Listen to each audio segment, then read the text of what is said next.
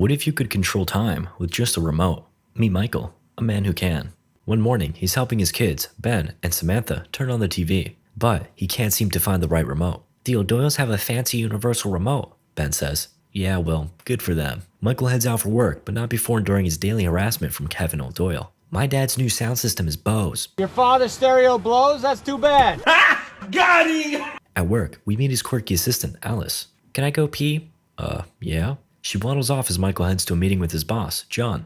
Michael's architecture plans are being scrutinized by Prince Habibi and his minions. It seems neither Michael nor John can get the name right. Hubba bubba. Anyway, Prince Habubu isn't a fan of the fountain. He wants a nice open space for dancing ladies. John makes the necessary adjustments. Perfect. Afterwards, John has a Japanese deal for Michael, and he's got to get to work on it pronto. But I have a camping trip coming up. Can't it wait? Michael, they're Japanese. They can't even wait for their fish to cook. Michael gives in, choosing work over family.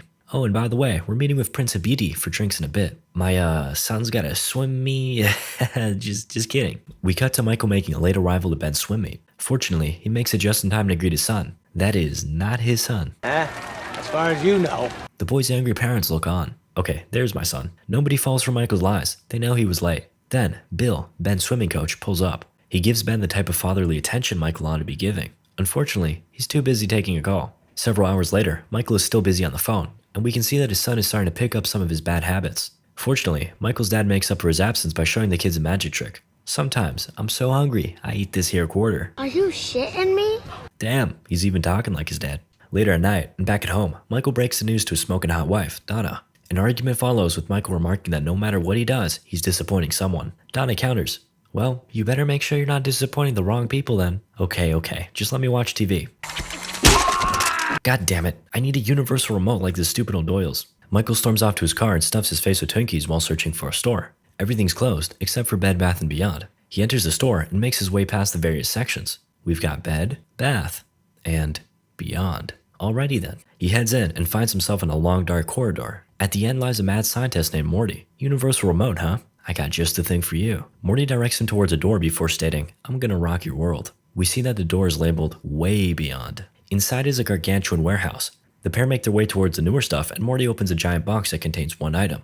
The remote Michael's been longing for. Morty explains that it isn't even in the system yet, so he'll give it to Michael for free. What's the catch? You want me to take my shirt off or something? Get out of here. Morty dismisses his concerns. Good guys just need a break sometimes. Fair enough. Michael returns home and it looks like he's getting sick. This ought to help. Then, he grabs a Twinkie and puts his fancy new remote to good use on the TV. Though, his wife soon comes down to question him. You know, after you get this big promotion you're fighting for, are you finally gonna have time for us? Or is it just gonna be more of the same? Michael pauses the TV with his remote, but inadvertently pauses time. As Don is frozen in place, Michael is none the wiser. He proceeds to explain that once he's at the top, he'll just hire dummies to do his work, just like his boss is doing with him now. He impauses time and Donna says, just think about it, before walking off. Afterwards, Michael gets to work, but his dog, Sundance, is acting up. In a fit of rage, he grabs the remote and tries to lower the dog's volume. To his shock, it works. I think the cough syrup's kicking in. He takes Sundance outside to do his business, but Michael quickly grows impatient. If only I could... Oh shit, I can. The next morning, we meet Donna's friend Janine. She reflects on Michael and Donna's loving relationship before Michael says, well, you could have had this too if you didn't do what you did with your 3 different husbands. Janine starts wilding out, and Michael whips out the handy-dandy mute function on the remote. Oh wow, he can even watch TV while pretending to give Janine his attention. After the morning mayhem, Michael heads out. Kevin O'Doyle's once again flexing his drip. This time, it's a cool robot dog. This thing is more expensive than your car. Not anymore, it ain't. Michael pays a visit to Morty and reveals that he knows what's going on. Okay, you got me. I'm on a prank TV show. Have your laughs. I think that's probably the last conclusion I would come to. Morty promptly corrects Michael. No, this is very much real. Here, just go ahead and hit the menu button. Cool. Turns out, he can use his menu to jump around his memories. We take a trip back to when Michael went camping with his family. We catch a glimpse of his child self inviting the other kids over for food, but they all go with another kid whose family has a fancy RV. Michael eats with his family and his dad unveils the quarter trick for the very first time. Though, Michael knew from the first instant that it was just a trick coin. For his dad's sake, he never told him. Alright, let's wrap this up, Morty says. The pair exit the menu and Michael asks who exactly Morty is. You know who I am. Morty leaves him with the business card and Michael goes on his way. We cut to John. I'm not sure what's going on here. Michael stops by and learns that John's got another big project for him. If he can reel this one in, then it's... Howdy, partner. Ooh. Uh-oh, bad news comes through on the intercom. John's gal just checked into rehab. Looks like he's gonna be alone on his trip to the Hamptons this weekend. However, Michael has just a solution. Oh, I got just the gal for you. Her name's Janine. Let's just say she'll eat you right up. Heh boy. Suddenly, Alice barges in with an important inquiry. Go to the bathroom. Okay. Michael heads home and finds Ben playing catch with the very rude Kevin. Alrighty, let's just stop time, move your hand down, and... Upon entering his home, Michael finds Donna on the phone with his parents. They want to come over for dinner. He signals to her that he's too busy, but she tells him to come anyway. Man, how am I going to get all this work done? If only I could. Michael skips through the dinner, and we find Ben stuffing his face, and then Sundance stuffing the duck. Ah, the signature look of superiority. Michael keeps skipping until he's downstairs working. Donna comes down and shows the aftermath of Sundance's rampage. Then she asks for a favor. Can you look after the kids while I clean up? I can. I'm busy. An argument erupts, and Michael quickly looks for the easy way out. Whoa, I just skipped an entire argument. He checks up on her and finds her in an apologetic mood. They make up. Then the mood strikes. But only for Michael. Donna suggests he give her a massage to warm her up, but he's awfully lazy. Actually, you know what? Huh? I didn't want the whole thing to go that fast. After that 3-minute exercise, Donna's left unsatisfied. A concerned Michael heads out and makes a late-night call to Morty. Whoa, how'd you get here so fast? You don't want to know. The pair chat outside about the remote's fast-forwarding functionality. Morty explains that while he's skipping through time, his body's left in autopilot. He's not exactly the life of the party, but he's there. They finish their walk, and the sniffles hit. Michael clears his nose, then realizes, hey, I can just skip this. He wakes up sometime later to find his sinuses clear as ever. Whoa, I just skipped an entire weekend of working. Time to get ready for work. Bam, I'm showered, I'm dressed, I'm feeling good. Daddy, chill. Michael drives to work and encounters a rather flamboyant singing man. Considering all the traffic, his next move comes with ease. Fast forward. Hold up, let's hit the slow-mo real quick. Heck yeah, my dudes. Next up, let's see if we can work on our town real quick. Wait, no, that's screen. Okay, there we go. Michael heads inside and speaks with John. Did you finish? Yeah, I guess. Oh, okay. Okay, yeah, look at that. I even put a river in the lobby. Good job, me. John proceeds to give a meeting about harassment in the workplace, of which he admits he's quite guilty of. Michael has some fun with the various settings, turning John into a heckin' wide boy. Later at night, we find John and Michael meeting with the Japanese property managers. They excuse themselves, and after John mistakenly says he wants to eat their national heroes. Oh crap, I thought Ichiro and Matsuo were items on the menu. Honest mistake. Then, Michael eavesdrops on their conversation and uses the remote to switch the language to English. These stupid Americans with their dumb designs. All we want is to maximize profits. Let's get out of here and enjoy America's crowning cultural achievement.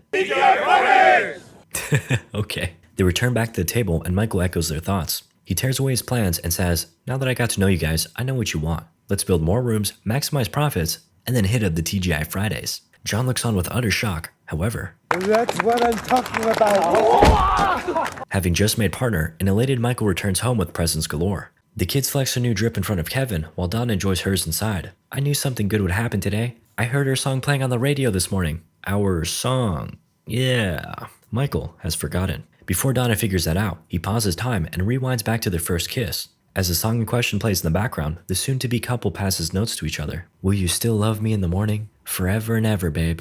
And with that, they seal the deal. Back in the present, Michael and Donna embrace. I love you. The next day, he heads back to work and receives some awful news. He's not actually partner yet. John says he'll get it after he finishes all the plans for the deal. To say the least, Michael does not take it well. He pauses time and then... Wow, I just got a big headache. Later at night, and as the storm rages on, Michael meets with Morty. He contemplates using the remote to fast forward to when he finally gets the promotion. We're talking about a couple months here. Why not? Morty counters with a reference to the Lucky Charms leprechaun. He spends all day chasing that pot of gold, but when he finally reaches it, it's just cornflakes. What? The point doesn't really resonate with Michael, and you can guess what happens next. And here we are, at the promotion. Oh wow, looks like Don is dating Janine. Heh, wonder how long that'll last. Michael congratulates the pair, though secretly wonders how long John has left before Janine fools around with his brother. Shockingly, John reveals that time has already passed, and they got over that little speed bump. Now, they've been together for a year. Wait, a year? It took you a whole year to promote me? Michael walks off, wondering what else he missed. Then, his assistant, Kristen, walks up. Who are you? Where's Alice?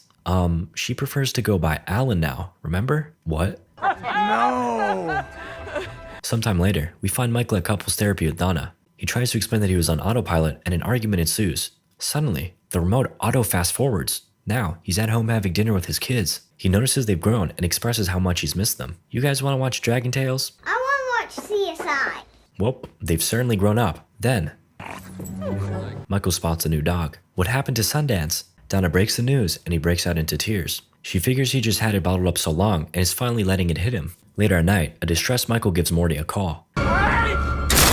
Michael composes himself, then Morty explains that the remote has adapted itself to his preferences, fast forwarding in line with his previously recorded behavior. Michael attempts to get rid of the remote, but no matter what he does, it ends up back in his hands. The next morning, Michael tries to avoid skipping time by avoiding all the activities that might trigger the remote, such as showering, getting dressed, and driving. He ends up biking to work where he meets with John, who's pretty shook about his choice in attire. The first day after you make partner and you're dressed like that? Yeah, who cares who has the better suit?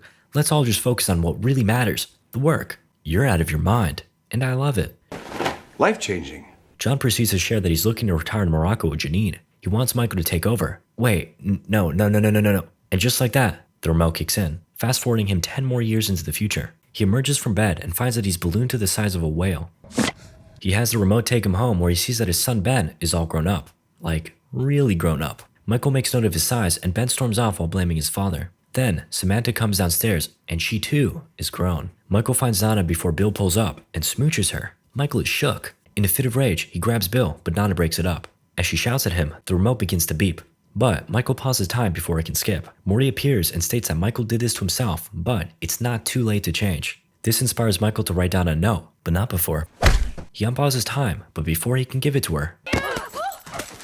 6 years later, he awakens in a hospital bed with Donna by his side. Turns out, after the incident with the dog, a CAT scan revealed Michael had cancer. He also had a heart attack, which is no surprise since he was actually the first person to gain weight during chemo. Looks like the remote skipped all of that. Michael leaves the bed to find all his dreams have come true. Oh look, there's Ben. He's skinny and working at Michael's company. He asks how he lost the weight, and Ben reveals that he's been working out 3 times a week with Bill. Oh, right. Michael suggests a family get-together. We could even bring your grandparents. Ben's expression shifts to seriousness. He sits his father down and hands him a glass of water before breaking the news. Grandpa passed away, Dad. Michael bursts into tears and Ben comforts him. Then, he leaves to visit his father's grave and desperately tries to go back to his final moments. Morty appears and lets him know that he can't go there because he missed it. Instead, Michael goes back to the last time he saw his father. We see him in his office ignoring Ben before his dad walks in. He suggests a night with the boys, him, Ben, and Michael. Though, Michael is all work and no play.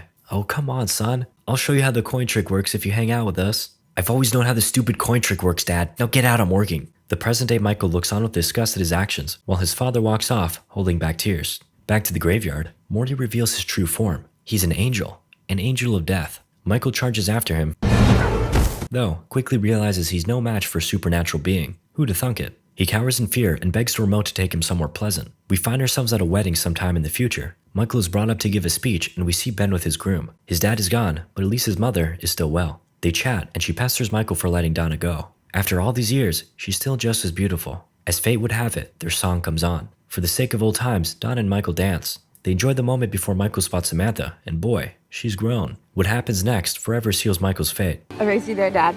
Dad? With those words, Michael collapses. He has a heart attack and awakens a few hours later. Ben and Samantha are looking over him. Ben mentions he's gotta leave soon, to which Michael responds, "Oh, you got the honeymoon, huh?"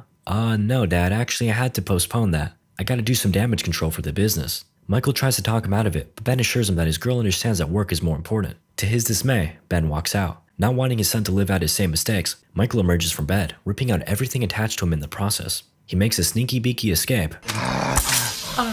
Then, Morty appears and reminds him that those machines were keeping him alive. "I gotta talk to my boy." Michael stumbles out of the hospital, but his kids are nearly gone. He runs after them in the pouring rain before collapsing. Ben notices and along with everyone else, rushes to his side. In Michael's final moments, he reminds Ben that family is everything. He gives his best wishes to Bill. Wait, no, that's not, okay, that's better. Then, he hands Donna the note he wrote several years prior. It reads, "Will you still love me in the morning?" A tear runs down her face as she replies, "Forever and ever, babe." "Yes," I cried. Michael fades into the forever night, surrounded by his loving family. Just kidding? Michael is rudely awakened in the Bed Bath & Beyond by one of the workers. "You're not actually supposed to sleep on the beds, you know." Filled with joy at his second chance at life, Michael lifts the man up before we cut back to his home. He wakes up his whole family, then pretends to work while his angry wife comes down. "Don't you see I'm busy, Donna? I gotta keep working to come up with ideas for all our activities on the camping trip." It takes Donna a second, but she soon realizes what Michael just said. The kids come down and he shares the good news as Donna looks on with joy. As the film ends, Morty tests Michael one last time, leaving the remote on his kitchen counter. And into the trash you go. And James, I know you're watching this video. Leave a like and a comment. Also, if you guys want to watch the movie, check the link in the description.